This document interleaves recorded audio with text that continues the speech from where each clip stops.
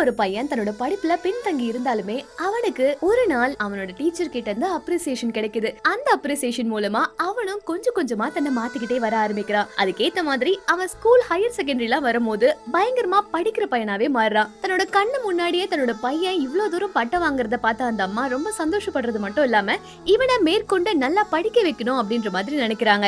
இந்த மாதிரி சமயத்துல அவனுக்கு சின்ன சின்ன பொருள்லாம் கிடைச்சாலுமே அது எப்படி உருவாச்சு, அது எப்படி பூமிக்கு வந்துச்சு அப்படின்ற தெரிஞ்சுக்கிற ஆர்வம் அவனுக்கு அதிகமா ஆச்சு. அப்படிதான் ஒரு நாள் அவன் நடந்து போயிட்டு இருக்கும் போது அங்க ஒரு கல்ல பாக்குறான். அதை பார்த்ததுமே இது எப்படி வந்திருக்கும் அப்படின்ற ஹிஸ்டரியும் அவன் தெரிஞ்சது மட்டும் இல்லாம அவனோட அறிவை நாளுக்கு நாள் வளர்த்துட்டே இருக்கான். இப்படியே போக போக இவனும் நல்லா படிக்க ஆரம்பிக்க இந்த மாதிரி சமயத்துல ஒரு நாள் அவனோட கிளாஸ்ல இவனோட டீச்சர் ஒரு கருப்பு கலர்ல கல் எடுத்துட்டு வந்து இந்த கல் என்ன தெரியுமா அப்படின்ற மாதிரி எல்லார்கிட்டயும் கேக்குறாங்க. ஆனா எல்லாருமே திரு முடிச்சிட்டு இருக்காங்க.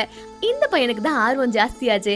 அதனால இவனும் இந்த கல்ல பத்தின ஃபுல் டீடைல்ஸ் அவங்க கிட்ட சொல்லவும் அந்த டீச்சருக்கு தெரியாத நிறைய விஷயத்தை கூட இவனோட பதில் மூலமா தெரிஞ்சுக்கிறாரு. நல்லா கஷ்டப்பட்டு படிச்சு கடைசியா ஒரு ஹாஸ்பிட்டல்ல டாக்டருக்கான இன்டர்வியூக்காக போறான்.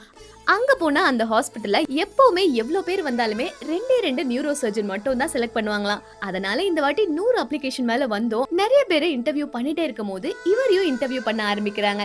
அப்போ இவர்கிட்ட கேட்ட பதில்களும் இவரும் அதுக்கேத்த மாதிரி வித்தியாசமா பதிலும் சொன்னனால இவரை செலக்ட் பண்ணிடுறாங்க. அது மட்டும் இல்லாம அவரை கொஞ்ச நாளைக்கு இன்டர்ன் டாக்டரா அப்பாயிண்ட் பண்றாங்க. இதனால இன்னும் கொஞ்சம் நாலேஜ்லாம் அவரால கெயின் பண்ணிக்க முடியும் அப்படின்றதுக்காக அவரை அப்படியே அப்பாயிண்ட் பண்றாங்க.